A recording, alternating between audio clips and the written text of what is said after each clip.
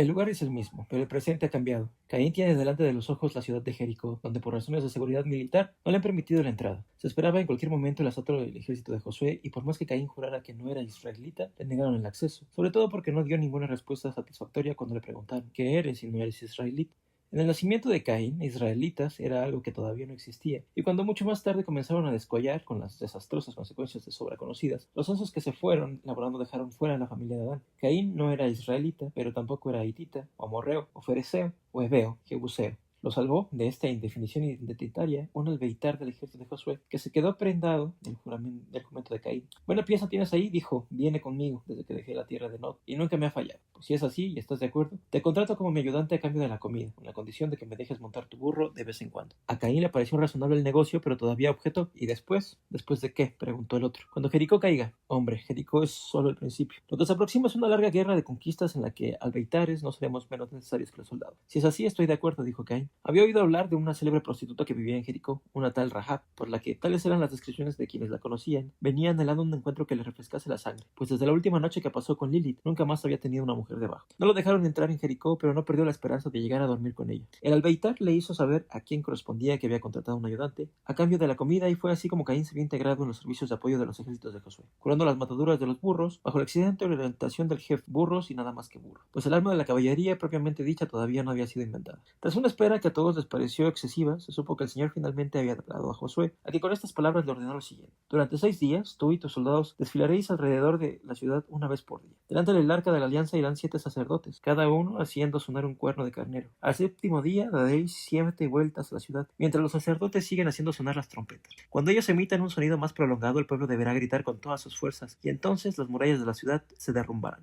Contrariando el más legítimo escepticismo, así sucedió. Al cabo de 7 días de esta maniobra táctica, nunca antes experimentada, las murallas se derrumbaron de verdad, y todo el mundo entró corriendo en la ciudad, cada cual por la apertura que tenía delante, y Jericó fue conquistado. Destruyeron todo lo que había, matando a espada a hombres y mujeres, jóvenes y viejos, y también los bueyes, las ovejas y los burros. Cuando Caín pudo entrar en la ciudad, la prostituta Rahab había desaparecido con toda la familia, avisada y puesta a resguardo como retribución por la ayuda que le había prestado al Señor, escondiendo en su casa a los 2 espías que Josué consiguió introducir en Jericó. Enterado de esto, Caín perdió todo el interés por tal prostituta Rahab. A pesar de su deplorable pasado, no podía soportar a la gente traicionera, las más despreciables personas del mundo en su opinión. Los soldados de Josué prendieron fuego a la ciudad y quemaron todo lo que había en ella, con excepción de la plata, el oro, el bronce y el hierro, que como de costumbre pasaban a engrosar el tesoro del Señor. Fue entonces cuando Josué lanzó la siguiente amenaza: maldito sea quien intente reconstruir la ciudad de Jericó. Se le muera el hijo mayor a quien ponga los cimientos y el más joven a quien levante las puertas. En aquella época las maldiciones eran obras maestras de la literatura, tanto por la fuerza de la intención como por la expresión formal en la que se condensaban. De no haber sido Josué la crudelísima persona que fue, hoy hasta podríamos tomarlo como modelo estilístico, por lo menos en el importante capítulo retórico de los juramentos y maldiciones, tampoco frecuentado por la modernidad. Desde allí el ejército de los israelitas marchó sobre la ciudad de Ai, que el dolorido nombre que le dieron no la pierda, donde después de sufrir la humillación de una derrota, aprendió la lección de que con el Señor Dios no se juega. Ocurrió que un hombre llamado Acán se había apoderado en Jericó de unas cuantas cosas que estaban condenadas a la destrucción, y en consecuencia el Señor se irritó profundamente con los israelitas. Esto no se hace, gritó, aquel que se atreve a desobedecer mis órdenes a sí mismo se está condenando. Entre tanto, Josué, inducido por las informaciones erradas de los espías enviados, cometió el error de no valorar debidamente la fuerza del adversario y mandó a menos de 3,000 hombres a la batalla, los cuales, atacados y perseguidos por los habitantes de la ciudad, se vieron obligados a huir. Como siempre ha sucedido, a la mínima derrota los judíos pierden la voluntad de luchar, y aunque en la actualidad ya no se usan manifestaciones de desánimo como las practicadas en el tiempo de Josué, cuando se rasgaban las ropas que llevaban vestidas y se prostraban en el suelo con el rostro en tierra y las cabezas cubiertas de polvo, la llantera verbal es inevitable. Que el Señor educó mal a esta gente desde el principio se ve por las imploraciones, por las quejas, por las preguntas de Josué. ¿Por qué nos hiciste atravesar el Jordán? Si fue para abandonarnos en manos de los amorreos y destruirnos, no nos hubiera valido habernos quedado al otro lado del río. La desproporcionada exageración era evidente. Este mismo Josué, que suele dejar atrás de sí un rastro de muchos millares de enemigos muertos después de cada batalla, pierde la cabeza cuando se le mueve la insignificancia de 36 soldados, que tantos fueron los que cayeron en la tentativa de asalto de Ai. La exageración continuaba: oh Señor, ¿qué podré decir ahora una vez que Israel ha huido ante su enemigo? Los cananeos y todos los habitantes del país van a tener conocimiento de esto, y después nos atacarán y nos destruirán, y nadie más se acordará de nosotros. ¿Qué harás tú para defender nuestro prestigio?, preguntó. Entonces el Señor, esta vez sin la presencia corporal ni tampoco en columna de humo, parece que fue simplemente una voz tomando en el espacio, despertando los ecos en todo lo que eran montañas y valles, dijo: Los israelitas pecaron, no cumplieron el pacto de alianza que con ellos había hecho. Se apoderaron de cosas que estaban destinadas a ser destruidas. Las robaron, las escondieron y las metieron entre sus enseres. La voz sonó más fuerte. Por esto no pudisteis resistir a vuestros enemigos, porque también ellos fueron condenados a la destrucción. Y yo no estaré más de vuestro lado mientras no destruyáis lo que, estando destinado a la destrucción, se encuentra en vuestro poder. Levántate pues, Josué, vete y convoca al pueblo y al hombre que habiendo sido apuntado le fueren encontradas cosas que estaban condenadas a la destrucción. Mandarás quemar con todo lo que le pertenezca, familia y bienes. Al día siguiente, por la mañana temprano, Josué dio orden de que el pueblo se presentase ante él, tribu por tribu. De pregunta en pregunta, de indagación en indagación, de denuncia en denuncia, acabó llegando hasta un hombre llamado Acán, descendiente de Carmí, de Sabdi y de Sera, de la tribu de Judá. Entonces Josué, con palabras suaves, melifluas, le dijo: Hijo mío, para mayor gloria de Dios, cuéntame toda la verdad, aquí delante del Señor, dime lo que has hecho, no me escondas nada. Caín, que presenciaba la escena en medio de otros, pensó: le van a perdonar con certeza, Josué hablaría de otra manera si la idea fuese condenarlo. Mientras tanto, Acán decía: es verdad, he pecado contra el Señor, Rey de Israel. Háblame, cuéntamelo todo, lo animó Josué. Vi en medio de los despojos una bella capa de Mesopotamia. También había casi 2 kilos de plata y una barra de oros de cerca de medio kilo, y me gustaron tanto esas cosas que me quedé con ellas. ¿Y dónde las tienes ahora? Dímelo, preguntó Josué. Las enterré, las escondí dentro de la tierra de mi tienda, con la plata debajo de todo. Obtenida esta confesión, Josué mandó a algunos hombres a revisar la tienda y allá encontraron las tales cosas, estando la plata por debajo, tal y como Acán había dicho. Las recogieron, se las llevaron a Josué y a todos los israelitas, y las colocaron delante del Señor, o mejor dicho, delante del arca de la alianza que le hacía las veces. Josué tomó entonces a Acán con la plata, el manto y la barra de oro, más los hijos e hijas, bueyes, jumentos y ovejas, la tienda y todo lo que él tenía, y los llevó hasta el valle de Acor. Una vez allí, Josué dijo: ya que fuiste nuestra desgracia, pues por tu culpa murieron 36 israelitas, que caiga ahora sobre ti la desgracia que el Señor te envía. Entonces todas las personas lo apedrearon, y a continuación le prendieron fuego, a él y a todo lo que él tenía. Pusieron después sobre Acán un gran monte de piedras que todavía está allí. Por tal razón, aquel lugar pasó a llamarse Valle de Acor, que significa desgracia. Así se calmó la ira de Dios, pero antes de que el pueblo se dispersase, todavía se oiría la estentórea voz clamando: estáis avisados, quien la hace la paga, yo soy el Señor. Para conquistar la ciudad, Josué alineó a 30,000 guerreros y los instruyó sobre la emboscada que deberían preparar, estrategia que esta vez acabaría dando resultado. Primero un ardid para dividir las fuerzas que se encontraban en el interior de la ciudad, y luego un ataque en 2 frentes, irresistible. Fueron 12,000 hombres, entre hombres y mujeres, los que murieron aquel día, o sea, toda la población de Ai, pues de allí nadie consiguió escapar, no hubo un solo sobreviviente. Josué mandó ahorcar en un árbol al rey de Ai y lo dejó allí colgado hasta la caída de la tarde. La puesta de sol ordenó que retiraran el cadáver y lo arrojaran a las puertas de la ciudad. Lo colocaron sobre un gran monte de piedras que todavía sigue allí. Pues el tiempo transcurrido tal vez se puedan encontrar unos cuantos chinarros dispersos, unos por aquí y otros por allá, que bien podrían servirnos para confirmar esta lamentable historia, recogida de antiquísimos documentos. Ante lo que acaba de pasar y recordando lo que había sucedido antes, la destrucción de Sodoma y Gomorra, el asalto de Jericó, Caín tomó una decisión y de ella fue a informar al Albeitar, su jefe. Me voy, dijo. Ya no soporto ver tantos muertos a mi alrededor, tanta sangre derramada, tanto llanto y tantos gritos. Devuélveme mi burro, lo necesito para el camino. Haces mal, a partir de ahora las ciudades caerán una tras otra. Será un paso triunfal. En cuanto al burro, si me lo quisieras vender me darías una gran satisfacción. Ni pensarlo, interrumpió Caín. Ya te he dicho que lo necesito. Solo como mis piernas no llegaría a ninguna parte. Puedo encontrarte otro sin que lo tengas que pagar. No, llegué aquí con mi burro y con mi burro me iré, dijo Caín. Metiendo la mano dentro de la túnica sacó el puñal. Quiero mi burro ahora mismo, en este instante, o te mato. Morirás también, moriremos los dos, pero tú serás el primero. Espérame aquí, voy a buscarlo, dijo el albeitar. Ni pensarlo. No volvería solo. Vamos ambos, tú y yo. Pero recuerda, el puñal se clavará en tu costado antes de que puedas pronunciar una palabra contra mí. El albeitar tuvo miedo de que la furia de Caín lo hiciese pasar de repente de la amenaza al hecho. Sería una estupidez perder la vida por culpa de un jumento, por una buena estampa que tuviera. Fueron por tanto los dos, aparejaron el burro. Caín consiguió alguna comida de la que estaba siendo cocinada para el ejército, y cuando las aguaderas estuvieron bien abastecidas, ordenó al albeitar: monta, será tu último paseo en mi burro. Sorprendido, el hombre no tuvo otro remedio que obedecer. De un salto Caín montó también, y poco tiempo después estaban fuera del campamento. ¿A dónde me llevas?, preguntó el albeitar inquieto. Ya te lo he dicho, a dar un paseo, respondió Caín. Fueron andando, y cuando el bulto de las tiendas estaba a punto de perderse de vista, dijo: desmonta. El albeitar obedeció, pero al ver que Caín tocaba al burro para proseguir viaje, le preguntó alarmado: ¿y yo qué hago? Harás lo que quieras, pero si yo estuviese en tu lugar, regresaría al campamento. Desde esta distancia, preguntó el otro: no te perderás, guíate por esas columnas de humo que siguen subiendo desde la ciudad. Y así fue. Con esta victoria, ¿cómo terminó la carrera militar de Caín? Se perdió las conquistas de las ciudades de Maqueda, Libná, Laquis, Eglón, Hebrón y Debir, donde una vez más todos los habitantes fueron masacrados. Y a juzgar por una leyenda que se va transmitiendo de generación en generación hasta los días de hoy, no presenció el mayor prodigio de todos los tiempos, aquel en que el Señor hizo parar el sol para que Josué pudiera vencer todavía con la luz del día la batalla contra los 5 reyes amorreos. Salvó los inevitables y ya monótonos muertos y heridos, quitando las habituales destrucciones y los consabidos incendios. La historia es bonita, demostrativa, del poder de un Dios para el que, por lo visto, nada era imposible. Mentira todo. Es cierto que Josué, viendo que el sol declinaba y que las bajas sombras de la noche protegerían lo que aún quedaba del ejército amorreo, levantó los brazos al cielo, ya preparada la frase para la posteridad, pero en ese instante oyó una voz que le susurraba al oído: silencio, no hables, no digas nada, reúnete conmigo a solas, sin testigos, en la tienda del Arca de la Alianza, porque tenemos que conversar. Obediente, Josué entregó la dirección de las operaciones a su sustituto en la cadena jerárquica del mando y se dirigió rápidamente al lugar del encuentro. Se sentó en un taburete y dijo: aquí estoy, señor, hazme saber tu voluntad. Supongo que la idea que te nació en la cabeza, dijo el señor, estaba en el arca, era pedirme que parase el sol. Así es, señor, para que ningún amorreo escape. No puedo hacer lo que me pides. Un súbito pasmo le hizo a Josué abrir la boca. Que no puedes hacer que el sol se detenga, y la voz le temblaba porque creía estar profiriendo él mismo una horrible herejía. No puedo hacer parar el sol porque parado ya está. Siempre lo ha estado, desde que lo dejé en aquel lugar. Tú eres el Señor, tú no puedes equivocarte, pero no es eso lo que mis ojos ven. El sol nace en aquel lado, viaja todo el día por el cielo y desaparece en el lado opuesto hasta regresar la mañana siguiente. Algo se mueve realmente, pero no es el sol, es la tierra. La tierra está parada, señor, dijo Josué con voz tensa, desesperada. No, hombre, tus ojos te engañan. La tierra se mueve, da vuelta sobre sí misma y va girando por el espacio alrededor del sol. Entonces, si es así, manda parar la tierra. Sea el sol el que se pare o que se separe la tierra. A mí me es indiferente siempre que pueda liquidar a los amorreos. Si yo hiciese parar la tierra, no se acabarían solo los amorreos, se acabaría el mundo, se acabaría la humanidad, se acabaría todo. Todos los seres y cosas que aquí se encuentren, incluso muchos árboles. A pesar de las raíces que los prenden a la tierra, todo sería lanzado como una piedra cuando las sueltas de la onda. Pensaba que el funcionamiento de la máquina en el mundo dependería nada más que de tu voluntad, Señor. Ya la ejerzo demasiado y otros en mi nombre, por eso hay tanto disgusto. Gente que me ha dado la espalda, algunos que llegan hasta el punto de negar mi existencia. Castígalos. Están fuera de mi ley, fuera de mi alcance, no los puedo tocar. Es que la vida de un Dios no es tan fácil como creéis. Un Dios no es el Señor de ese permanente quiero, puedo y mando, te supone. No siempre se puede ir en línea recta hasta conseguir los fines. Hay que dar rodeos. Es verdad que puse una señal en la cabeza de Caín. Nunca lo has visto, no sabes quién es. Pero lo que no se entiende es que no tenga poder suficiente para impedirle que vaya a donde su voluntad lo lleve y haga lo que entienda. ¿Y nosotros aquí?, preguntó Josué, con la idea siempre puesta en los amorreos.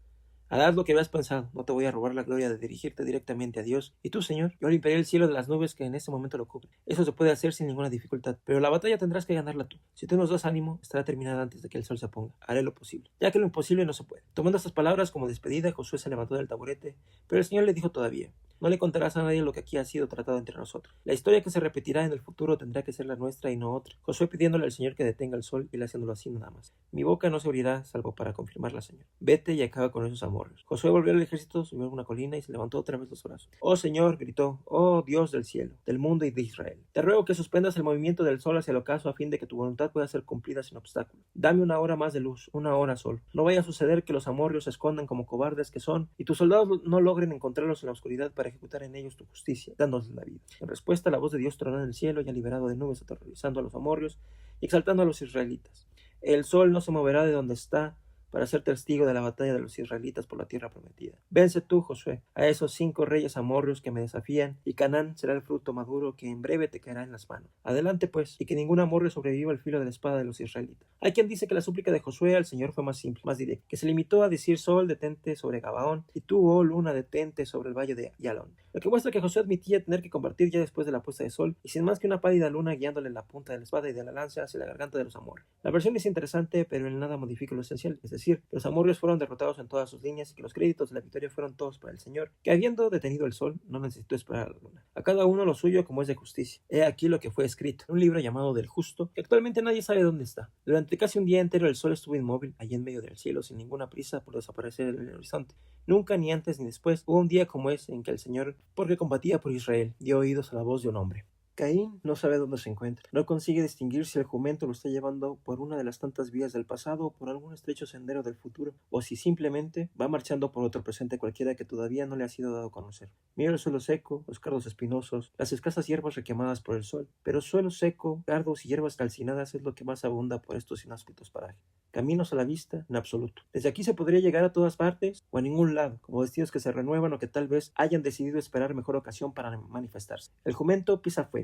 Parece que él sí sabe hacia dónde se dirige, como si siguiese un rastro. Ese siempre confuso ir y venir de marcas de sandalias, cascos o pies descalzos, que es necesario observar con atención, no vaya a ser que vuelva atrás aquel que pretende avanzar sin desvíos, directo hasta la estrella polar. Caín, que en el pasado, aparte de incipiente agricultor, fue pisador de barro, es ahora un diligente rastreador que incluso cuando se muestra indeciso, intenta no perder las huellas de quienes por aquí pasaron antes. Hubiesen o no encontrado un lugar donde detenerse y allí decirse a sí mismos: he llegado. Buenos ojos tendrá Caín Caín, no lo dudamos, pero no tan buenos que en este momento le permitan reconocer entre las múltiples señales las marcas de sus propios pies. La depresión causada por un talón o el arrastramiento provocado por una pierna cansada. Caín pasó por aquí, eso sí, es cierto. Lo descubrirá cuando de súbito se tope con lo que queda de la casa en ruinas donde tiempo atrás se resguardó de la lluvia y donde no podría abrigarse hoy porque lo que todavía quedaba de techo se derrumbó. Ahora no se ven más que unos fragmentos de muros desmoronados y con el paso de 2 o 3 inviernos más definitivamente se confundirán con el suelo de donde se levantaron. Tierra que vuelve a la tierra, polvo que vuelve al polvo. A partir de aquí, el jumento solo irá a donde lo quieran llevar. El tiempo de ser el único guía en este viaje se ha acabado o no. Si lo dejasen suelto, imaginémoslo, tal vez el recuerdo del antiguo establo sea suficientemente poderoso para conducirlo hasta la ciudad de donde partió, cargando a este hombre sobre el lomo, hace no se sabe cuántos años. Es lógico que Caín no se haya olvidado del camino de llegada al palacio,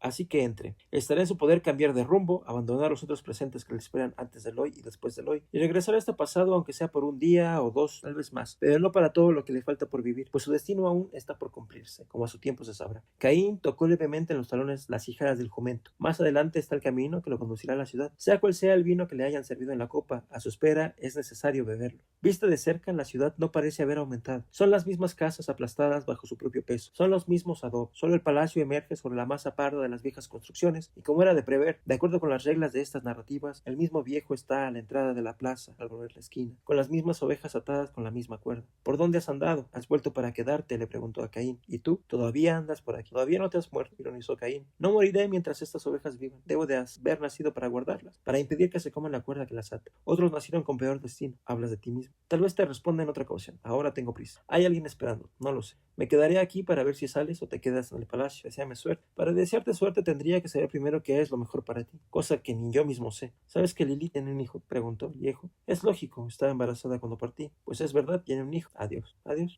Sin necesidad de que se lo ordenasen, el jumento avanzó hacia la puerta del palacio y allí se detuvo. Caín desmontó de la albarda, entregó la rienda a un esclavo que había acudido y le preguntó: ¿hay alguien en palacio? Sí, está la señora. Ve a decirle que llegó un visitante. ¿Abel? ¿Te llamas Abel?, murmuró el esclavo. Me acuerdo bien de ti. Ve entonces. El esclavo subió las escaleras y regresó poco después acompañado de un muchachito que debía tener 9 o 10 años. Es mi hijo, pensó Caín. El esclavo le hizo la señal de que lo siguiera. En lo alto de la escalera estaba Lili, tan bella, tan voluptuosa como antes. Supe que vendrías hoy, dijo, por eso me vestí así, para que te gustara verme. ¿Quién es este niño? Su nombre es Enoch, y es tu hijo. Caín subió los pocos peldaños que lo separaban de Lili, tomó las manos que ella le tendía y un instante después la estrechaba en sus brazos. La oía suspirar, sintió que todo su cuerpo se estremecía, y cuando Lili dijo: ¿volviste?, solo pudo responder: sí, he vuelto. A una señal, el esclavo se llevó al niño, los dejó a solas. Ven conmigo, dijo ella.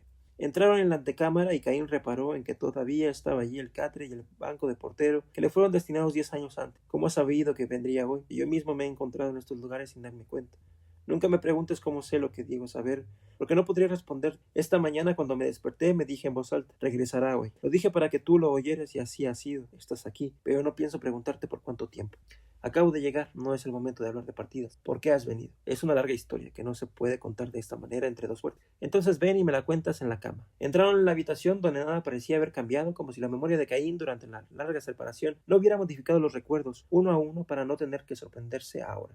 Lilith comenzó a desnudarse y el tiempo no parecía haber pasado por ella. Entonces Caín preguntó: ¿y Noah? Murió, dijo ella con naturalidad, sin que la voz le temblara y sin desviar la mirada. ¿Lo mataste?, preguntó Caín. No, respondió Lilith. Te prometí que no lo mataría. Murió de muerte natural. Mejor así, dijo Caín. La ciudad también se llama Enoch, recordó Lilith, como mi hijo. Sí. ¿Quién le dio ese nombre? ¿A quién? ¿A la ciudad? El nombre lo puso Noah. ¿Y por qué le dio a la ciudad el nombre de un hijo que no era suyo? Nunca me lo dijo y yo nunca se lo pregunté, respondió Lilith, ya acostada. ¿Y Noah cuándo murió?, preguntó Caín. Hace 3 años. ¿Quiere eso decir que durante 7 años, para todo el mundo, él fue el padre de Enoch? Hacía como que no se daba cuenta. Todos aquí sabían que tú eras el padre, aunque es cierto que con el tiempo solo las personas de más edad lo recordaban. En cualquier caso, Noah no lo habría tratado mejor si hubiera sido hijo suyo.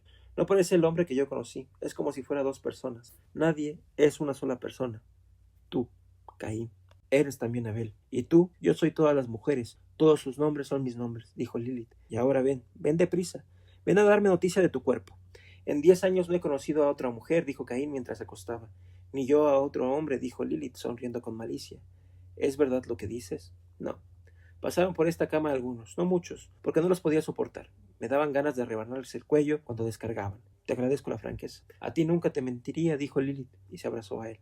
Tranquilizados los espíritus, compensados de la larga separación, los cuerpos con altísimos intereses, llegó el momento de poner el pasado al día. Lilith le hizo antes la pregunta, ¿por qué has venido? Pero él declaró que no sabía cómo había llegado, por eso ella luego modificó el interrogante. ¿Qué has hecho todos estos años? Fue la cuestión a la que Caín respondió. He visto cosas que todavía no han sucedido. ¿Quieres decir que has adivinado el futuro? No lo he adivinado. He estado allí. Nadie puede estar en el futuro. Entonces no lo llamemos futuro. Llamémoslo otro presente. Otros presentes. No comprendo. A mí también me costó entenderlo al principio, pero después vi que si estaba allí, y realmente lo estaba, me encontraba en otro presente, lo que había sido futuro dejaba de serlo. El mañana era ahora, nadie va a creerte. No pienso decírselo a nadie más. Tu problema es que no traes contigo ninguna prueba, un objeto cualquiera de ese otro presente. No fue uno, fueron varios. Dame un ejemplo. Entonces Caín le contó a Lilith el caso de un hombre llamado Abraham, al que el Señor le ordenó que le sacrificara a su propio hijo. Después el de una gran torre con la que los hombres querían llegar al cielo, y que el Señor derribó de un soplo. Luego el de una ciudad en la que los hombres preferían acostarse con otros hombres, y el castigo de fuego y azufre que el Señor hizo caer sobre ellos,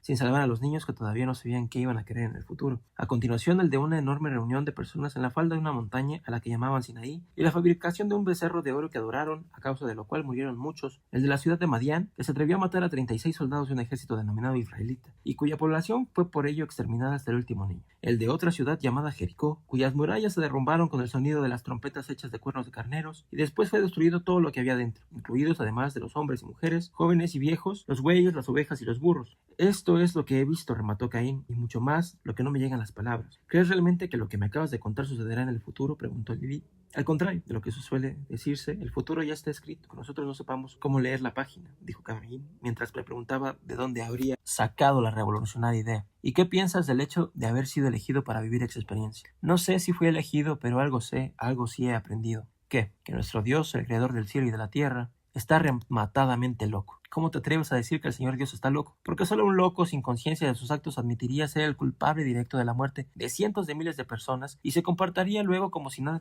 hubiese sucedido. Salvo que, y pudiera ser, no se tratara de locura, la involuntaria, la auténtica, sino de pura y simple maldad. Dios nunca podría ser malo o no sería Dios. Para malo ya tenemos al demonio. No puede ser bueno un Dios que le da a un padre la orden de que mate y queme en una hoguera a su propio hijo, simplemente para poner a prueba su fe. Eso no se le ocurriría ni al más maligno de los demonios. No te reconozco. No eres el mismo hombre que dormía antes en esta cama, dijo Lilith. Ni tú serías la misma mujer si hubieras visto lo que yo he visto. Los niños de Sodoma, carbonizados por el fuego del cielo. ¿Qué Sodoma era esa?, preguntó Lilith. La ciudad donde los hombres preferían a los hombres en vez de a las mujeres. Y murieron todos sus habitantes por eso.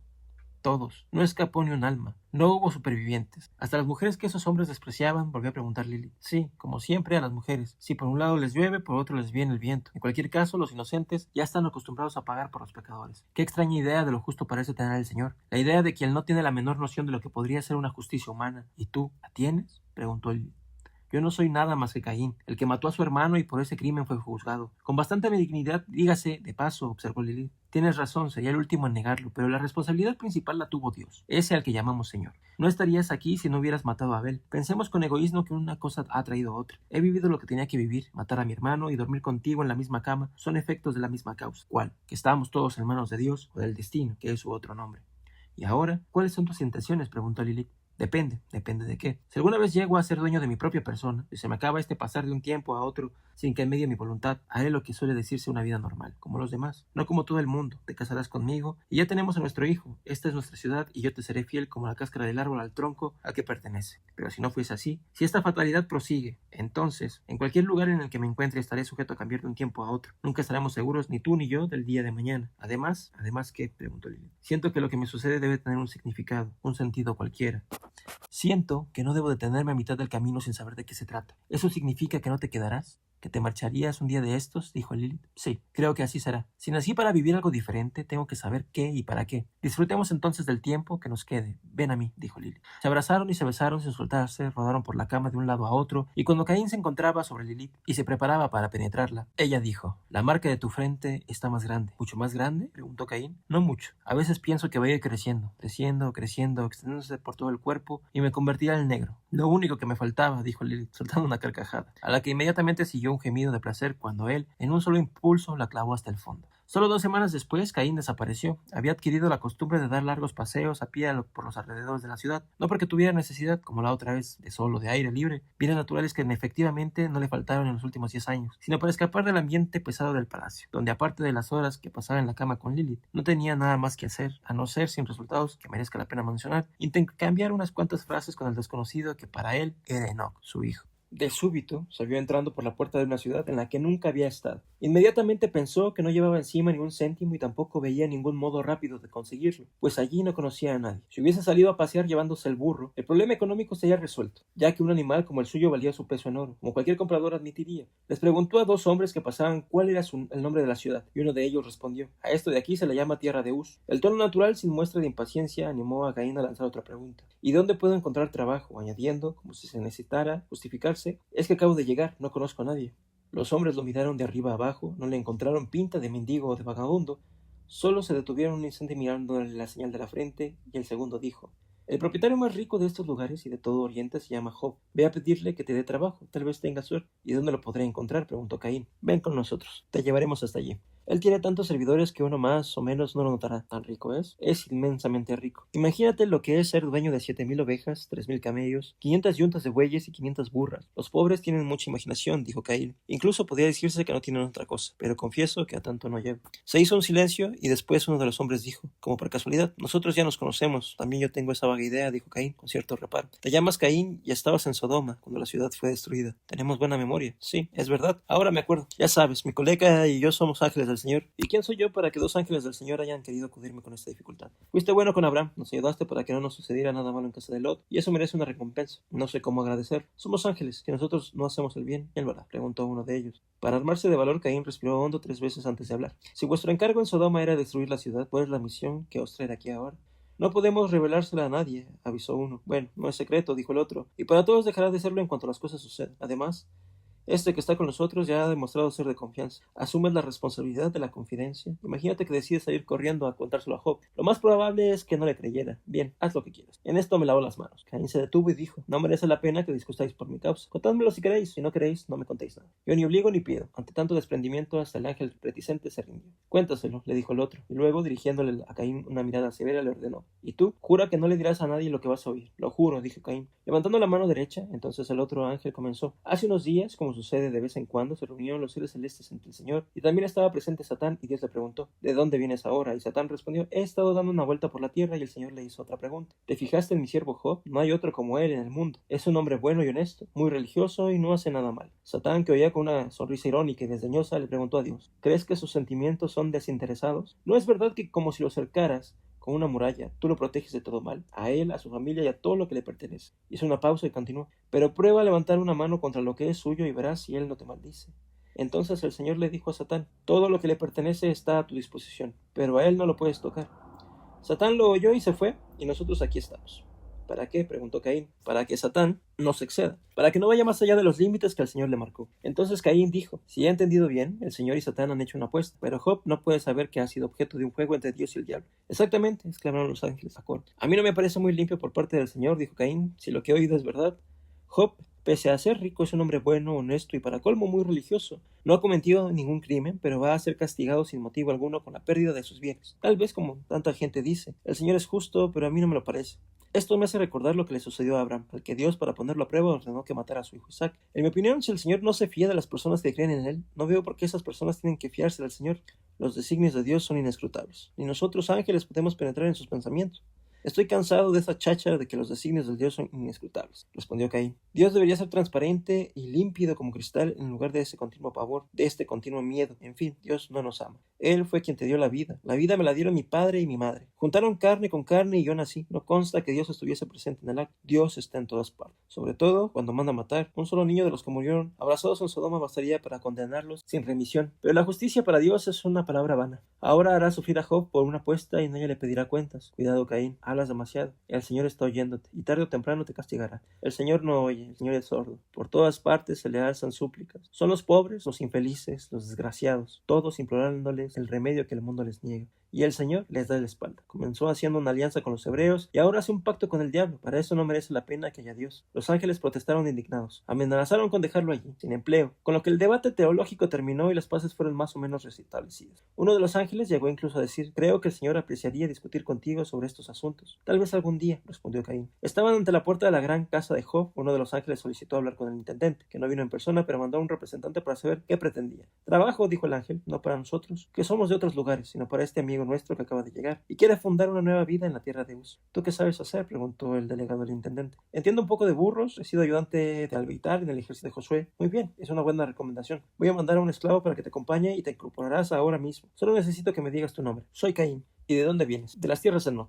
Nunca las he oído nombrar. No eres el primero que no lo sabe. Quien dice tierras de Nod, dice tierras de nada. Entonces uno de los ángeles le dijo a Caín: estás en buenas manos, ya tienes trabajo. Mientras dure, respondió Caín con una sonrisa apagada. No te pongas en lo peor, intervino el delegado del intendente. Quien tiene la suerte de entrar un día en esta casa encuentra trabajo para toda la vida. No hay un hombre mejor que Job. Los ángeles se despidieron de Caín con un abrazo y regresaron a su tarea de fiscales del cumplimiento de las órdenes del Señor. ¿Quién sabe si todo esto, al final, no acabará teniendo un desenlace mejor que aquel que parece prometido? Desgraciadamente fue peor que todo lo que podría imaginarse. Pertrechado con la carta de plenos poderes que le había sido concedida, Satán atacó al mismo tiempo en todos los frentes. Un día en que los hijos e hijas de Job, 7 ellos, 3 ellas, estaban a la mesa bebiendo vino en casa del hermano mayor. Un mensajero, precisamente nuestro conocido Caín, que como sabemos trabajaba con los asnos, llegó a casa de Job y le dijo: los bueyes labraban y las jumentas pastaban cerca, cuando de repente aparecieron los sabeos y lo robaron todo, y pasaron a cuchillo a los criados. Solo escapé yo para traerte la noticia. Todavía estaba hablando Caín cuando llegó otro mensajero y dijo: el fuego de Dios cayó del cielo, quemó y redujo a cenizas las ovejas y a los esclavos. Solo escapé yo para traerte la noticia. Este aún no se había callado y llegó otro. Los caldeos, dijo, divididos en 3 cuartillas, se lanzaron sobre los camellos y se los llevaron después de haber pasado a los criados por el filo de la espada. Solo he escapado yo para traerte la noticia. Seguía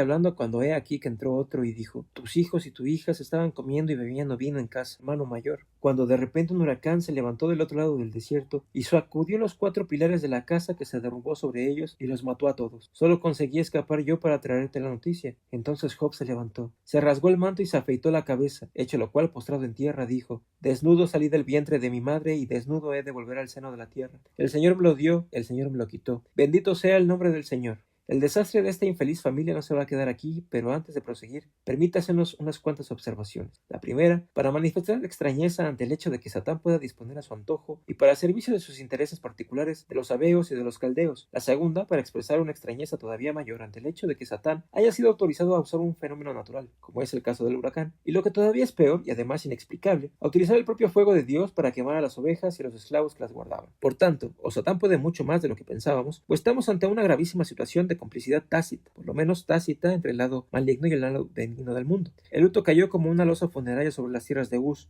pues los muertos habían nacido todos en la ciudad, ahora condenada, no sabemos hasta cuándo, a una miseria general en la que menos pobre no era ciertamente Job. Pocos días después de estos infaustos acontecimientos, se celebró en el cielo una asamblea de seres celestes y Satán estaba otra vez entre ellos. Entonces el Señor le dijo: ¿de dónde vienes tú? Y Satán respondió: vengo de dar otra vuelta por el mundo y recorrerlo todo. ¿Reparaste en mi siervo Job?, preguntó el Señor. No hay nadie como él en la tierra, hombre íntegro, recto, temeroso de Dios y apartado del mal, y que persevera siempre en su virtud, pese a que me incitaste contra él para que yo lo tribulase sin que lo mereciera. Y Satán respondió: lo hice con tu acuerdo. Si Job lo merecía o no lo merecía no era asunto mío, y la idea de atormentarlo fue mía. Y prosiguió: un hombre es capaz de dar todo lo que tiene y hasta su propia piel para salvar la vida, pero prueba a levantar tu mano contra él, haz que sufra enfermedades en sus huesos y en su cuerpo, y verás si él no te maldice cara a cara. Dijo el Señor: ahí lo tienes a tu disposición, pero con la condición de que no le quites la vida. Eso me basta, respondió Satán, y se fue de allí hasta donde estaba Job, al que en menos tiempo de lo que se tarda en contarlo, cubrió de horribles llagas desde la planta de los pies hasta la cabeza. Había que ver al infeliz sentado en el polvo del camino mientras se iba raspando el pus de las piernas con un cascote de teja, como el último de los últimos.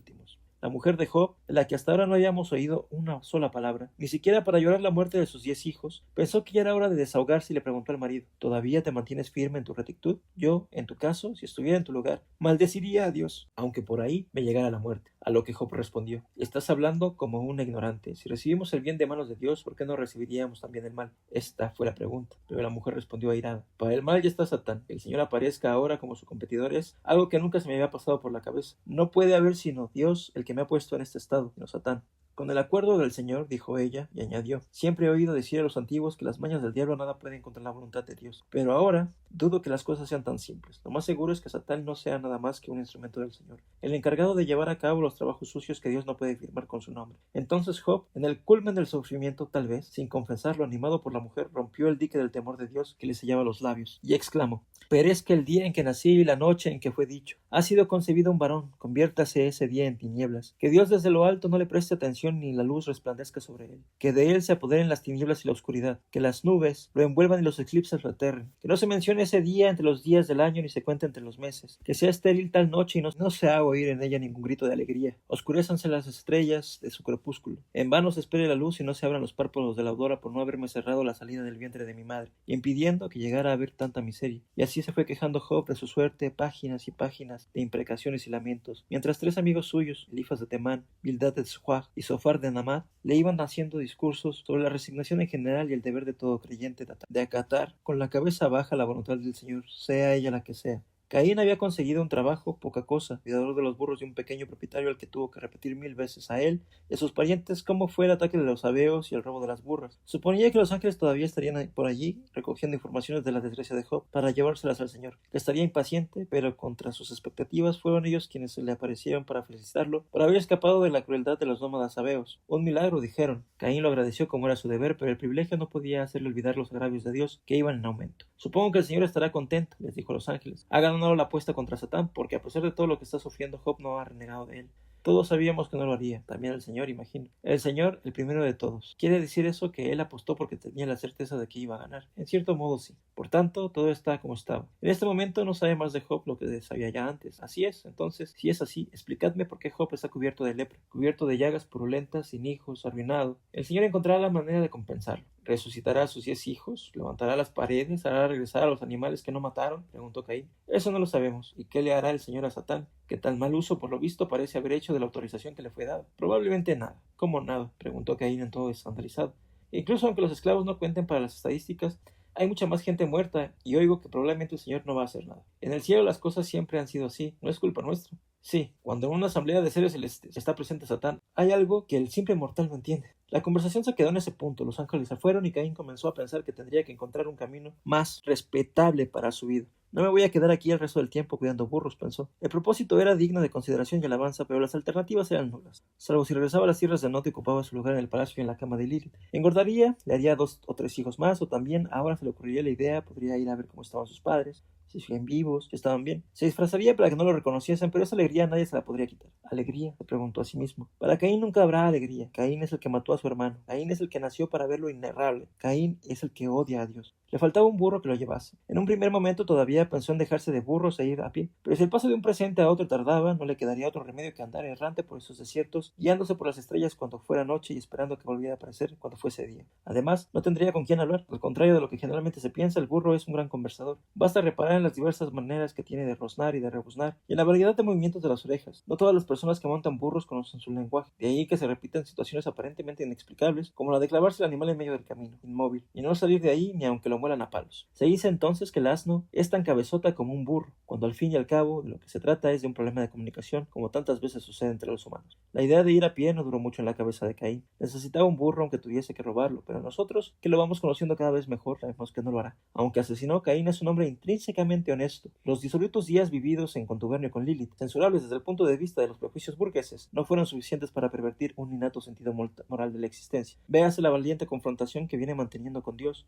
Aunque es obligatorio decirlo, de tal cosa el Señor no se haya percatado aún, salvo si se recuerda la discusión que ambos mantuvieron ante el cadáver todavía caliente de Abel. En este ir y venir de pensamiento se le ocurrió a Caín la salvadora idea de comprar uno de los burros que estaban a su cuidado, recibiendo en dinero contante solo la mitad del suelo y dejando la otra mitad en manos del propietario como pago anticipado. Un inconveniente iba a ser la lentitud del proceso de liquidación, pero Caín no tiene prisas. No hay en el mundo nadie que lo espere, ni siquiera Lilith, por más vueltas que su cuerpo nervioso e impaciente dé en la cama. El dueño de los burros, que no era mala persona, hizo las cuentas a su manera, de forma que beneficie los intereses de Caín, al que tal cosa ni se le pasa por la cabeza, sobre todo porque las matemáticas nunca se le dieron bien. No fueron necesarias muchas semanas para que Caín se viese por fin investido con la posesión de su jumento. Podría partir cuando quisiera. En la víspera de la salida decidió ir a ver cómo estaba su antiguo patrón, si ya le habían curado las llagas, pero tuvo que verlo sentado en el suelo, ante la puerta de su casa, raspándose las heridas de las piernas con un cascote de teja, tal como el día en que la maldición le cayó encima. Qué maldición, y de las peores, fue que Dios lo abandonara en manos de Satán. A gran nave, gran tormenta, dice el pueblo. Y la historia de Job lo viene demostrando hasta la saciedad. Discreto como le conviene a un forajido, Caín no se aproximó para desearle mejoría en su salud. En resumidas cuentas, este patrón y este empleado ni habían llegado a conocerse. Es lo malo que tiene la división de clases, cada uno en su lugar, a ser posible donde nació. Así no habrá ninguna manera de que hagan amistad oriundos de diversos mundos. Montado sobre el burro que le pertenecía por derecho, Caín volvió a su lugar de trabajo para preparar el equipaje.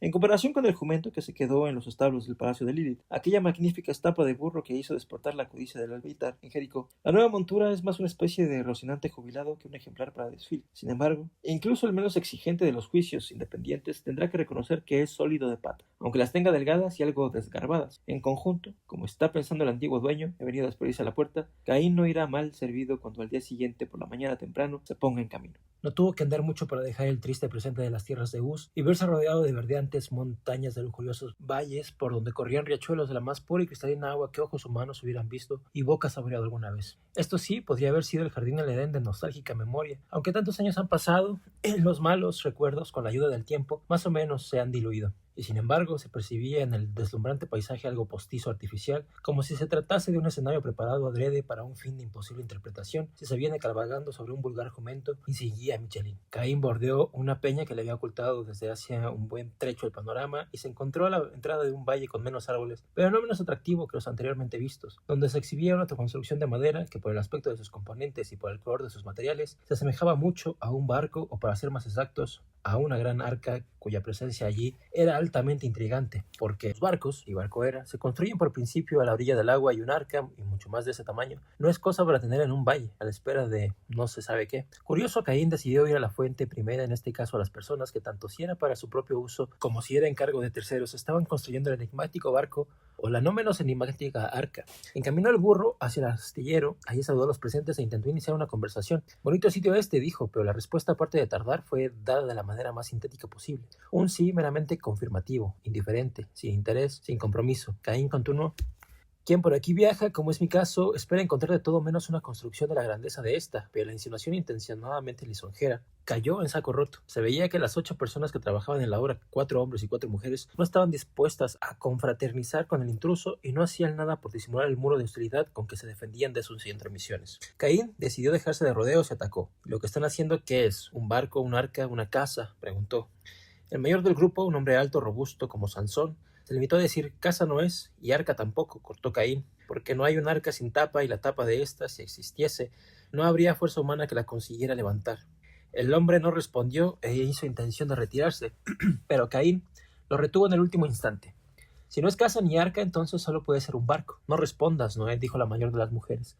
El Señor se enfadará contigo si hablas más de la cuenta. El hombre asintió con un movimiento de cabeza y le dijo a Caín: tenemos mucho que hacer y tu conversación nos distrae del trabajo. Te pido que nos dejes y sigas tu camino. Y remató en un tono levemente amenazador: como puedes ver con tus propios ojos, somos aquí 4 hombres fuertes, mis hijos y yo. Muy bien, respondió Caín. Veo que las antiguas reglas de hospitalidad mesopotámica, desde siempre respetadas en nuestras tierras, han perdido todo valor para la familia de Noé. En ese exacto momento, en medio de un trueno ensordecedor y de los correspondientes relámpagos pirotécnicos, el Señor se manifestó. Venía en ropa de trabajo, sin las lujosas vestimentas con las que reducía obediencia inmediata a quienes pretendía impresionar sin tener que recurrir a la dialéctica divina. La familia de Noé y el propio patriarca se postraron acto seguido en el suelo cubierto de tablas de madera, mientras el Señor miraba sorprendido a Caín y le preguntaba: ¿qué haces por aquí? No te veía desde el día en que mataste a tu hermano. Te equivocas, Señor, nos hemos visto, aunque no me hayas reconocido, en casa de Abraham, en las encinas de Mambré, cuando ibas a destruir Sodoma.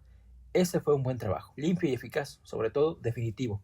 No hay nada definitivo en el mundo que has creado. Job creía estar a salvo de todas las desgracias, pero tu apuesta con Satán lo ha reducido a la miseria, y su cuerpo es una pura llaga. Así lo vi al salir de las tierras de Uz. Ya no, Caín, ya no. Su piel ha sanado completamente y los rebaños que tenía se duplicaron. Ahora tiene 14,000 ovejas, 6,000 camellos, 1,000 yuntas de bueyes y 1,000 burras. ¿Y cómo los ha conseguido? Se doblegó ante mi autoridad. Reconoció que mi poder es absoluto, ilimitado, y no tengo que dar cuentas a nadie salvo a mí mismo, ni necesidad de detenerme en consideraciones de orden personal, y que esto, te lo digo ahora, estoy dotado de una conciencia tan flexible que siempre está de acuerdo con lo que quiero hacer. Y los hijos que Job tenía y murieron bajo los escombros de su casa. Un pormenor al que no he de darle demasiada importancia. Tendrá otros 10 hijos, 7 varones y 3 hembras, como antes, para sustituir a los que perdió. De la misma manera que los rebaños. Sí, de la misma manera que los rebaños, los hijos no son nada más que eso, rebaños. Noé y la familia ya se habían levantado del suelo y asistían con asombro al diálogo del Señor y Caín, que más parecía el de 2 viejos amigos que acababan de reencontrarse después de una larga separación. ¿No me has dicho qué estás haciendo aquí?, dijo Dios. Nada especial, Señor, es más, no vine, me encontré aquí. De la misma manera que te encontraste en Sodoma o en las tierras de Uz, y también en el monte Sinaí y en Jericó, y en la torre de Babel y en las tierras de Nod, y en el sacrificio de Isaac. Has viajado mucho, por lo que se ve. Así es, Señor, pero no por mi voluntad. Me pregunto si estas continuas mudanzas que me llevan de un presente a otro, tanto del pasado como del futuro, no serán también obra tuya. No tengo nada que ver con eso. Son habilidades primarias que se me escapan, trucos para épater la bourgeois. Para mí el tiempo no existe. ¿Admites entonces que hay en el universo otra fuerza diferente y más poderosa que la tuya. Es posible. No tengo por hábito discutir trascendencias ociosas, pero una cosa vas a saber. No podrás salir de este valle ni te aconsejo que lo intentes. A partir de ahora las heridas están guardadas. En cada una habrá 2 querubines con espadas de fuego y con orden de matar a quien se aproxime. Como el que pusiste a la puerta del jardín del Edén. ¿Cómo lo sabes? Mis padres hablaban mucho de él. Dios se volvió a Noé y le preguntó: ¿le has contado a este hombre para qué va a servir la barca? No, mi señor.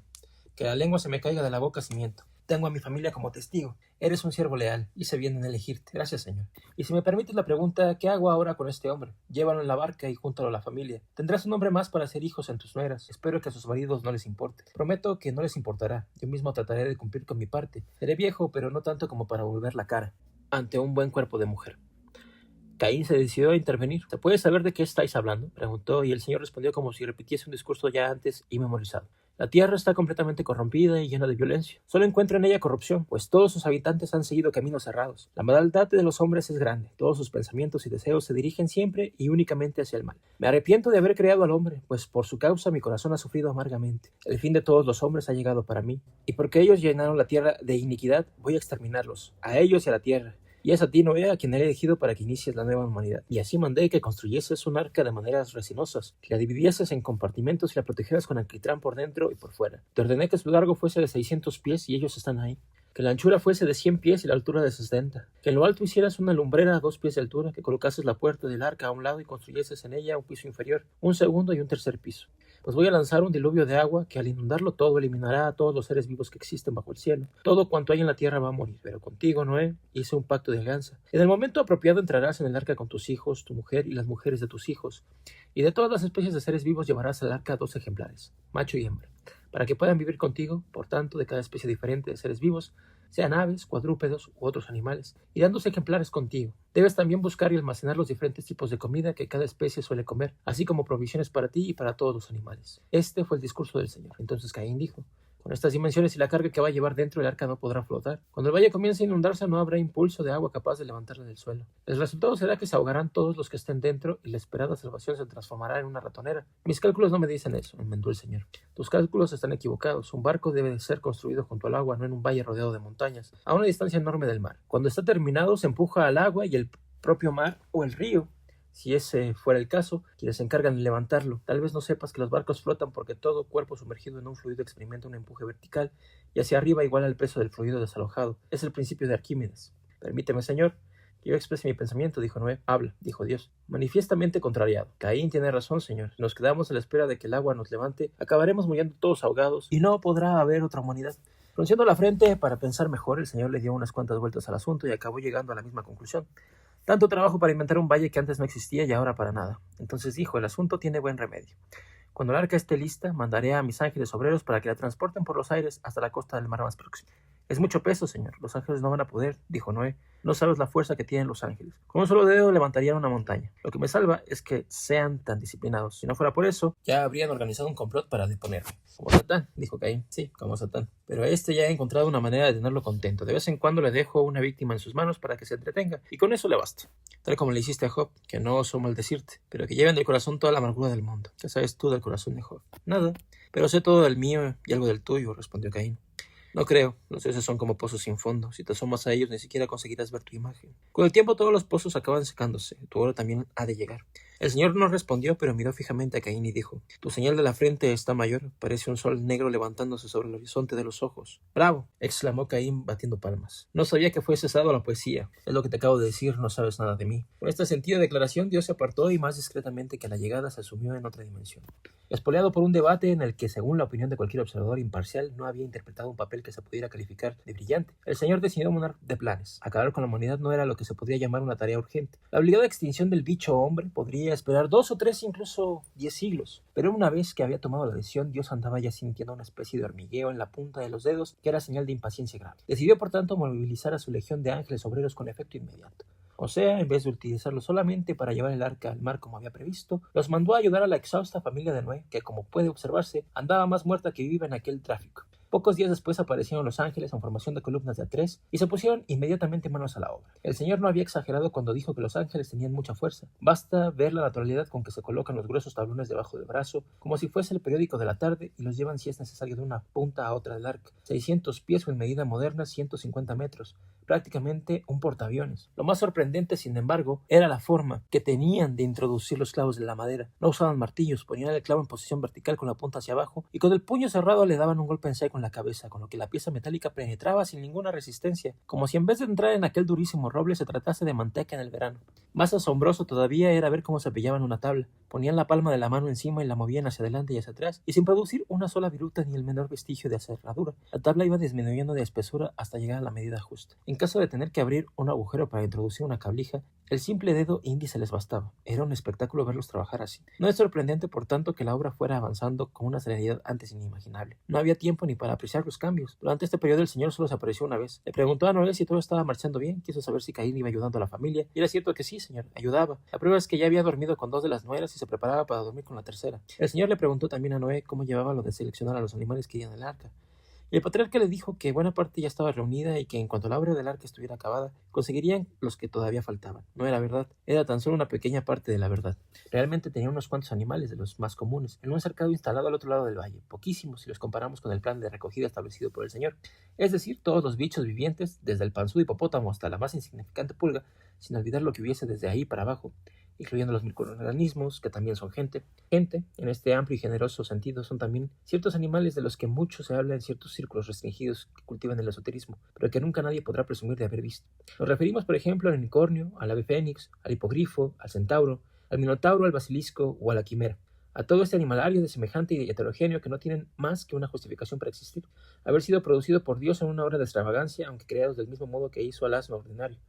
De los muchos que pueblan estas tierras. Imagínense el orgullo, el prestigio, el crédito que Noé ganaría ante los ojos del Señor si consiguiera convencer a uno de estos animales para que entrara en el arca. El unicornio preferentemente, suponiendo que lo consiguiera encontrar alguna vez. El problema del unicornio es que no se le conoce hembra. Luego no hay manera de que pueda reproducirse por las vías normales de la fecundación y la gestación. Aunque bien pensado, tal vez no se necesite, pues la continuidad biológica no lo es todo. Basta con que la mente humana cree y recree aquello que oscuramente profesa.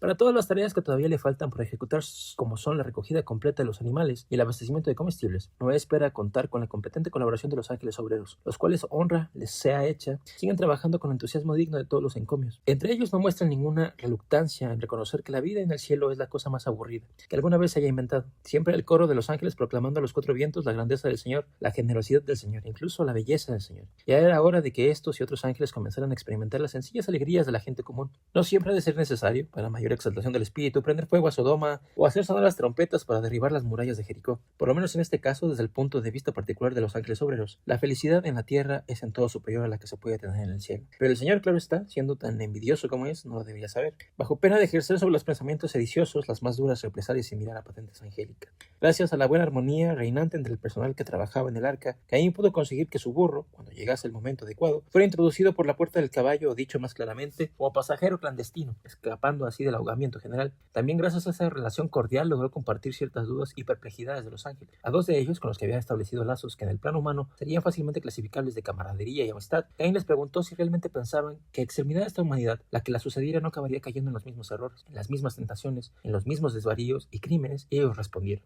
nosotros simplemente somos ahí. Poco sabemos de esa charada indescifrable a la que llamáis naturaleza humana, pero hablando con franqueza, no vemos cómo puede resultar satisfactoria la segunda experiencia cuando la primera ha terminado en este tendal de miserias que tenemos delante de los ojos. Nuestra sincera opinión de ángeles, resumiendo, es que, considerando las pruebas dadas, los seres humanos no merecen la vida. ¿De verdad creéis que los hombres no merecen vivir?, preguntó Caín, perplejo. No es eso lo que hemos dicho. Lo que hemos dicho, y lo repetimos, es que los seres humanos, viendo cómo se han comportado a lo largo de los tiempos conocidos, no merecen la vida con todo lo que, a pesar de sus lados negros, son muchos, tiene de bello, de grande, de maravilloso, respondió uno de los ángeles. O sea, decir una cosa no es decir la otra, añadió el segundo ángel. Si no es lo mismo, es casi lo mismo, insistió Caín. Lo será, pero la diferencia está en ese casi, y es una enorme diferencia. Que yo sepa, nosotros nunca nos hemos preguntado si merecíamos o no la vida, dijo Caín. Si lo hubieras pensado, tal vez no os encontraríais en la inminencia de desaparecer de la faz de la tierra. No merece la pena llorar, no se va a perder mucho, respondió Caín, dando voz a un sombrío pesimismo nacido y formado en los sucesivos viajes a los horrores del pasado y del futuro. Si los niños que murieron quemados en Sodoma no hubieran nacido, no habrían tenido que dar aquellos gritos que oí mientras el fuego y el azufre iban cayendo sobre sus inocentes cabezas. La culpa la tuvieron los padres, dijo uno de los ángeles. No hay razón para que los hijos tengan que sufrir por ello. El error es creer que la culpa ha de ser entendida de la misma manera por Dios y por los hombres, dijo el otro ángel. En el caso de Sodoma, alguien la tuvo, y ese fue un Dios absurdamente apresurado, que no quiso perder tiempo apartando para él castigo solamente a los que según su criterio andaban practicando el mal. Además, ángeles. ¿Dónde ha nacido esa peregrina idea de que Dios, simplemente porque es Dios, debe de gobernar la vida íntima de sus creyentes, estableciendo reglas, prohibiciones, interdictos y otras patrañas del mismo calibre?, preguntó Caín. Eso no lo sabemos, dijo uno de los ángeles. De estas cosas, lo que nos dice es prácticamente nada. Hablando claro, solo servimos para los trabajos pesados, añadió el otro, en tono de queja. Cuando llegue el momento de levantar la barca y llevarla al mar, puedes apostar lo que quieras a que no verás por aquí ni serafines, ni querubines, ni tronos, ni arcángeles. No me sorprende, comenzó a decir Caín, pero la frase se quedó en el aire suspensa, mientras una especie de viento le azotaba los oídos y de repente se halló en el interior de una tienda. Había un hombre acostado, desnudo, y ese hombre era Noé, a quien la embriaguez había dejado sumido en el más profundo de los sueños. Se encontraba allí otro hombre que estaba manteniendo trato carnal con él, y ese hombre era Cam, su hijo más joven, padre, a su vez, de Canaán. Cam vio desnudo a su propio padre, de manera elíptica, más o menos discreta. Describió lo que de inconveniente y reprobable estaba pasando en la tienda. Para colmo, el hijo que había cometido la falta fue después contándole a todos los hermanos, Sem y Jafet, que estaba fuera de la tienda, pero estos compasivos tomaron un manto y llevándolo en alto, se aproximaron de espaldas al padre, de tal modo que no lo vieran desnudo. Cuando Noé despierte y se dé cuenta del insulto con que Cam lo ha ofendido, irá haciendo caer sobre sus descendientes la maldición que herirá a todo el pueblo cananeo. Maldito sea Canaán, que él sea el último de los esclavos de sus hermanos. Ellos, sí bendecidos por el Señor mi Dios. Que Canaán sea su esclavo, que Dios haga crecer a Jafet, que sus descendientes se multipliquen con los de Sem, y que los de Canaán les sirvan de esclavos. Caín ya no estaba allí. El mismo rápido soplo de viento lo condujo a la puerta del arca en el preciso momento en el que se venían acercando Noé y su hijo Cam con las últimas noticias. Partimos mañana, dijeron, los animales ya están todos en el arca. Los comestibles almacenados, podemos llevar anclas. Dios no vino a la botadura. Estaba ocupado con la revisión del sistema hidráulico del planeta, probando el estado de las válvulas, apretando alguna tuerca mal ajustada que goteaba donde no debía, probando las diversas redes locales de distribución, vigilando la presión de los manómetros, además de una infinidad de otras grandes y pequeñas tareas, cada una de ellas más importante que la anterior y que solo él, como creador, ingeniero y administrador de los mecanismos universales, estaba en condiciones de llevar a buen término y confirmar con su sagrado ok.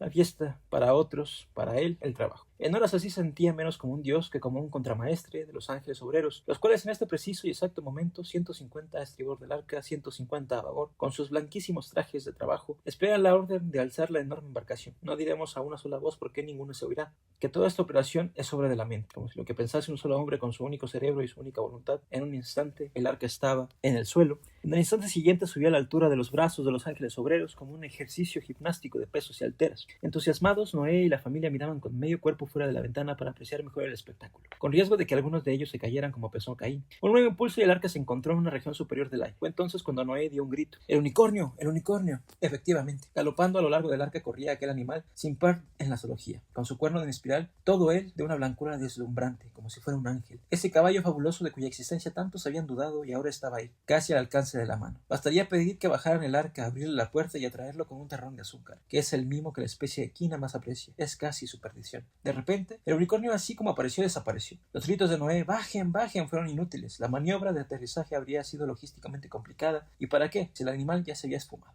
¿Quién sabe en qué tierras andará en este momento? Mientras tanto, a una velocidad mucho mayor que la del Zeppelin Hindenburg, el arca surcaba los aires en dirección al mar, donde, cuando el calado fuera el apropiado, se posó, dando origen a una ola Noé, un auténtico tsunami que llegó a las playas, destrozando los barcos y las cabañas de los pescadores, ahogando a unos cuantos, arruinando las artes de pesca, como un aviso de lo que habrá de venir, lo que no hizo que el señor mudara de opinión, pues aunque sus cálculos podrían estar equivocados, como la prueba real no había sido llevada a cabo, todavía gozaba del beneficio de la duda. Dentro del arca, la familia de Noé daba gracias a Dios y para festejar el éxito de la operación y expresar su reconocimiento, le sacrificó un cordero al Señor, al que la ofrenda, como es lógico conocidos los antecedentes, satisfizo. Tenía razón, Noé había sido una buena elección para padre de la nueva humanidad, la única persona justa y honesta del momento, que era él, enmendaría los errores del pasado y expulsaría de la tierra la iniquidad. ¿Y los ángeles? ¿Dónde están los ángeles obreros?, preguntó súbitamente Caín. No estaban. Realizada de tan perfecta y completa manera la incumbencia del Señor, los diligentes obreros, con la simplicidad que los caracterizaba y de la que nos dieron no pocas pruebas desde el primer día en que los conocimos, habían regresado a los cuarteles sin esperar la distribución de medallas. El arca, es bueno recordarlo, no tiene mástil ni vela, no trabaja a motor, no se le puede dar cuerda, y hacerla navegar con remos sería literalmente impensable. Ni siquiera las fuerzas de todos los ángeles disponibles en el cielo serían capaces de moverla por ese medio.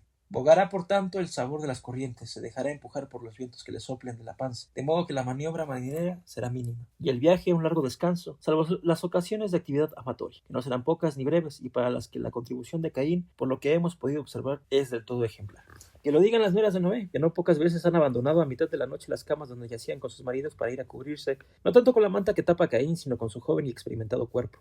Pasados 7 días, número cabalístico por excelencia, se abrieron finalmente las compuertas del cielo.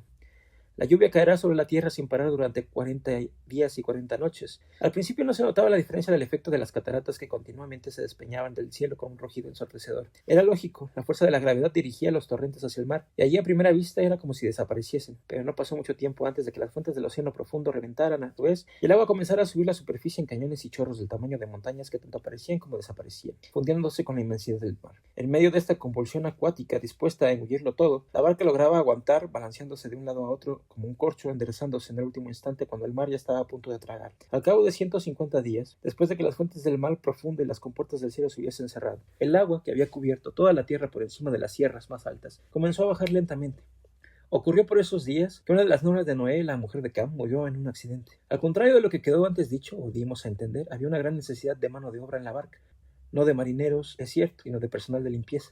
Centenares, por no decir millares de animales, muchos de gran porte, llenaban hasta los topes las bodegas y todos cagaban y meaban que daba gloria verlos. Limpiar aquello, baldear toneladas de excrementos todos los días era una durísima prueba para las 4 mujeres. Una prueba física en primer lugar, pues de allí salían exhaustas las pobres, pero también sensorial, con esa insoportable hedor a mierda y orina que traspasaba la propia piel. En uno de esos días de tempestad desatada, con el arca sacudida por la tormenta y los animales atropellándose unos a otros, la mujer de Cam, que se había escurrido en el suelo inmundo, acabó bajo las patas de un elefante. La lanzaron al mar tal como se encontraba, ensangrentada, sucia de excrementos, un mísero despojo humano sin honra ni dignidad. ¿Por qué no la limpian antes?, preguntó Caín, y Noé respondió: va a tener mucha agua para lavarse.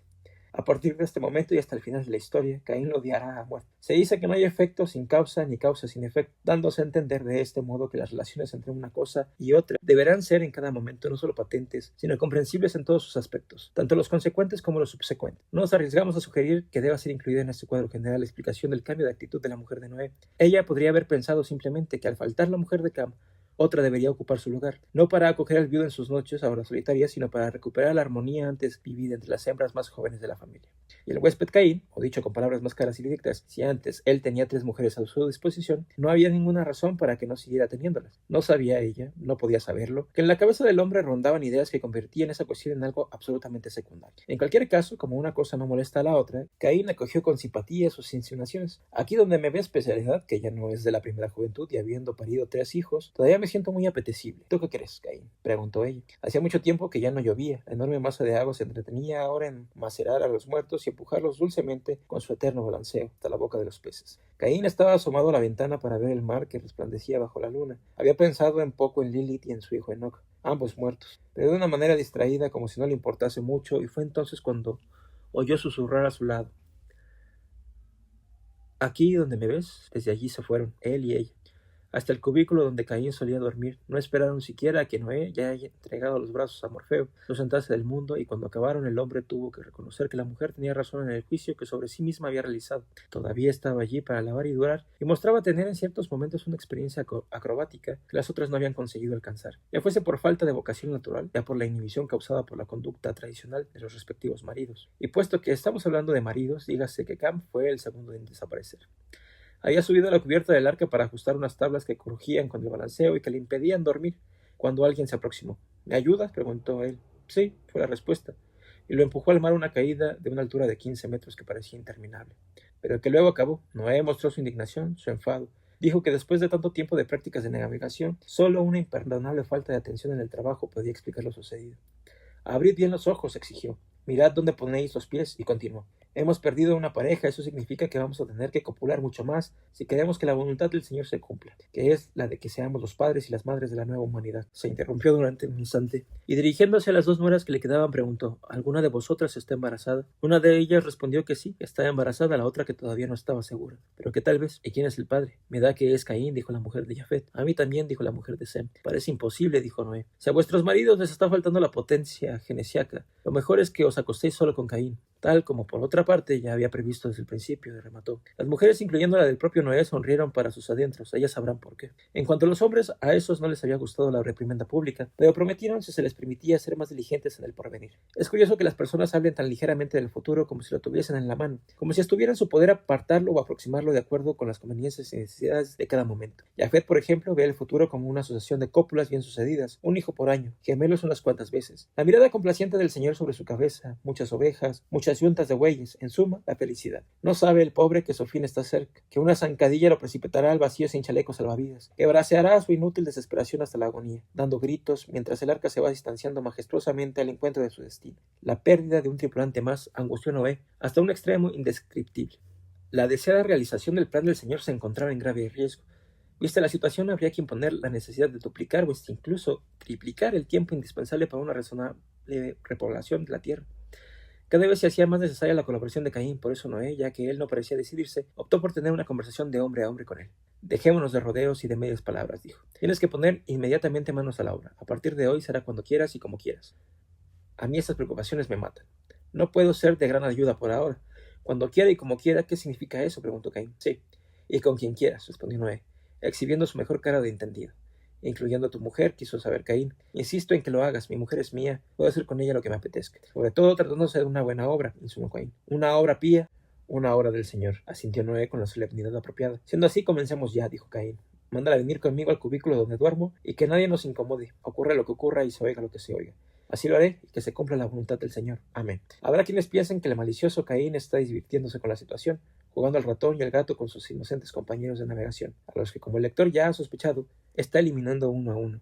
Se equivoca quien así lo crea. Caín dirime su rabia contra el Señor, como si estuviese preso entre los tentáculos de un pulpo, y estas sus víctimas de ahora solo son, como Abel lo fue en el pasado, otras tantas tentativas de matar a Dios. La próxima víctima será justamente la mujer de Noé, que sin merecerlo pagará con la vida las horas de gozo pasadas en los brazos de su futuro asesino con la bendición y la conveniencia del propio marido. A tal punto había llegado la laxitud de las costumbres de esta humanidad a cuyos últimos días estamos asintiendo. Después de la repetición, en cualquier caso con algunas variaciones más o menos sutiles, y unos cuantos excesos de delirios eróticos protagonizados principalmente por la mujer y expresados como siempre con murmullos, gemidos y luego con incontrolables gritos, Caín la llevó del brazo hasta la ventana para tomar el fresco de la noche y allí, metiéndole las manos entre los muslos todavía trémulos de placer, la arrojó al mar. De las 8 personas que componían la familia de Noé solo quedaban ahora, además del propio patriarca, su hijo Sem, con su mujer y la viuda de Jafet. 2 mujeres todavía son capaces de mucho, pensaba Noé con su indefectible optimismo y su ciega confianza en el Señor. No dejó, sin embargo, de mostrar extrañeza ante la inexplicable desaparición de su esposa y se la manifestó a Caín. Ella estaba en todo bajo tu cuidado, no comprendo cómo puede haber sucedido esta desgracia. A lo que Caín respondió preguntando, ¿y era yo el guardaespaldas de tu mujer? ¿La llevaba yo atada a mí con una cuerda como si fuese una oveja? No digo eso, se arrugó Noé, pero ella dormía contigo, debes haberte dado cuenta de algo. Tengo el sueño pesado. La conversación no fue más lejos, verdaderamente no se podía responsabilizar a Caín por el hecho de que la mujer se hubiera levantado para ir a orinar fuera, con la brisa nocturna, y allí sufriera, por ejemplo, un mareo para después caer por un desagüe y desaparecer en las aguas. Cosas de la fatalidad. El nivel del inmenso mar que cubría la tierra seguía bajando, pero ninguna cima de montaña levantaba aún la cabeza para decir, aquí estoy, mi nombre es Ararat y estoy en Turquía. De un modo u otro, el gran viaje se aproximaba a su fin. Había llegado el tiempo de comenzar a preparar la conclusión, el desembarque o lo que tuviera que suceder. Sem y su mujer cayeron al mar del mismo día en circunstancias que quedarán por explicar, y lo mismo le sucedió a la viuda de Jafet, que todavía en la víspera había dormido en la cama de Caín, y ahora clamaba a Noé tirándose del pelo en la más absoluta desesperación. Todo está perdido. Sin mujeres que fecunden no habrá vida ni humanidad. Más nos hubiera valido contentarnos con la que teníamos, y ya la conocíamos, insistía perdido de dolor. ¿Con qué cara voy a comparecer delante del Señor con este barco lleno de animales que he de hacer yo? ¿Cómo viviré el resto de mi vida? Tírate desde aquí, dijo Caín. Ningún ángel vendrá a recogerte en sus brazos. Algo sonó en la voz con que lo dijo que hizo que Noé despertara a la realidad. Fuiste tú, afirmó. Sí, fui yo, respondió Caín. Pero a ti no te tocaré. Morirás por tus propias manos. ¿Y Dios? ¿Qué dirá Dios?, preguntó Noé. Vete tranquilo.